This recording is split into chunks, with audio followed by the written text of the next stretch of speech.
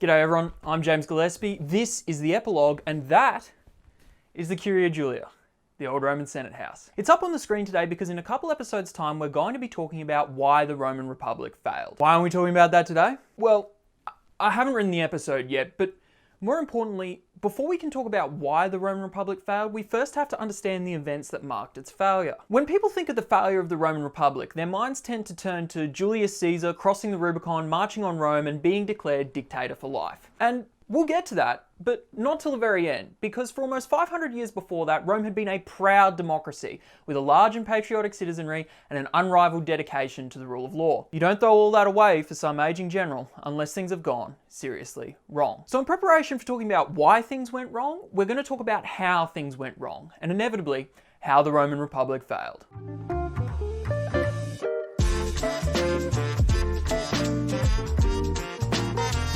To properly tell the story of how the Roman Republic failed, we have to go back, as all good stories do, to the start. What is the start? In truth, the start of the Roman Republic is a bit of a mystery to us. It's worth remembering that before Rome was this or this, it was this. A couple thousand people sunning themselves on a collection of Italian hillsides marked by a ford in the Tiber River. Rome was, to use a technical term, not a very big deal. And something you'll note about not very big deals is that no one really feels the need to write about them, so contemporary sources on the founding of Rome are pretty hard to come by. Luckily for us, what we have instead is the myths and legends that the Romans told themselves about the founding of their state, and they're way more interesting anyway. The story goes that Rome was founded by a set of twins, Romulus and Remus. Now, these blokes led pretty colourful lives. Abandoned on the River Tiber at birth, they were briefly raised by a she-wolf before being taken in by a man named Faustulus. When they grew up, they decided to found a city on a hill, but Rome has 7 hills and they couldn't agree which one to found it on. They tried to settle their dispute by comparing the numbers of birds they'd seen, but shockingly, this didn't work. Both were hailed as king by their followers, there was a brief battle, and Remus was killed. That left Romulus, who went on to found a city on the Palatine Hill, named himself its first king, and, with his brother's death still fresh in his mind,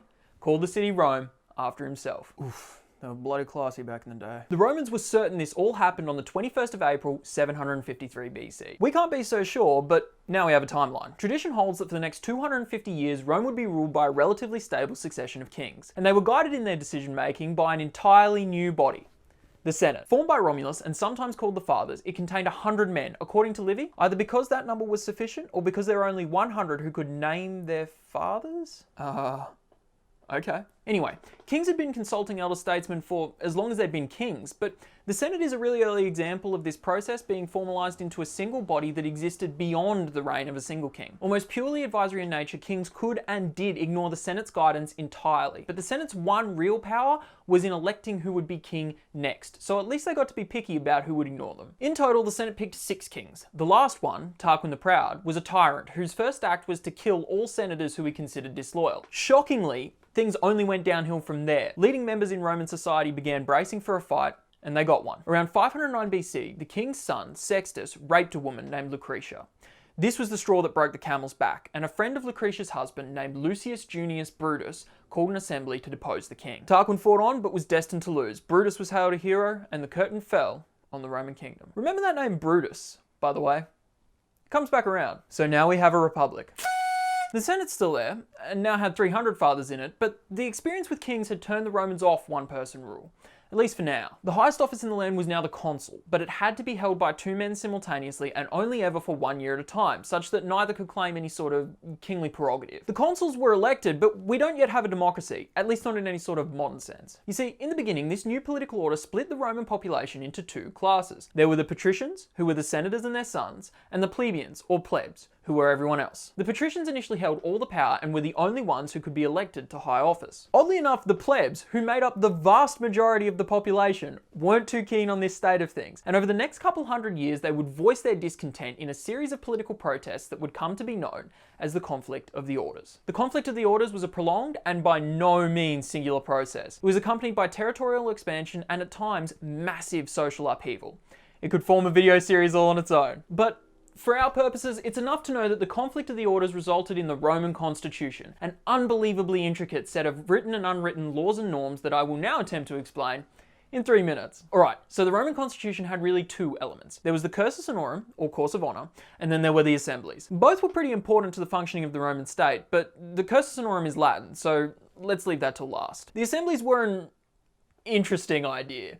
The Romans had 4, one ceremonial one, 2 that did a lot of the legwork, and 1 just for the plebs. What did the assemblies do? Well, Rome was a democracy, and the assemblies were where democracy happened. They'd be called to vote upon legislation and to elect new political leaders. Any male adult citizen of Rome could vote in them, but the voting system was complex and didn't always result in a win for the most popular candidate. Our American friends will be very familiar with this conception of democracy. Next to this assembly system sat the Senate. Now, you'll remember from the Roman kingdom that the Senate was staffed by men from Rome's leading families, and it didn't have a lot of formal power. What had changed since then? Well, not much. The Senate conducted what we would now consider to be foreign affairs, but it still had very little formal power. Interestingly, it was now staffed by Rome's current and former political leaders, so the assemblies rarely went against its recommendations. And it's with these political leaders that we now turn to the second part of the Roman constitution. The cursus honorum was a set of sequential political offices, or magistracies, that aspiring Roman politicians would seek to hold over the course of their careers. Our old friends, the consuls, sat at the top of the cursus honorum, but in times of political stability, a consul would have been a praetor or an aedile before they became consul, and you had to have at least been a quaestor to sit in the Senate. Quaestor?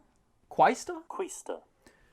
You had to be one of those. These magistrates took on different duties depending on where they sat in the cursus honorum. But what's important about them is that this is where the power of the Roman state came from. Magistrates could propose laws, veto laws proposed by others, convene the assemblies, and importantly, in the case of the consuls, command armies. This is a lot of power, so the Roman constitution came up with norms to check it. Each of these magistracies could only be held for a year at a time and had to be held by at least 2 people at once. They also had age limits. You had to be at least 42 years old to run for consul, and you could only run for consul once in a 10-year period. So if you had been consul in 68 BC, you couldn't be consul again until 58 BC. With all this in mind, let's get back to the story. We now find Rome in 280 BC.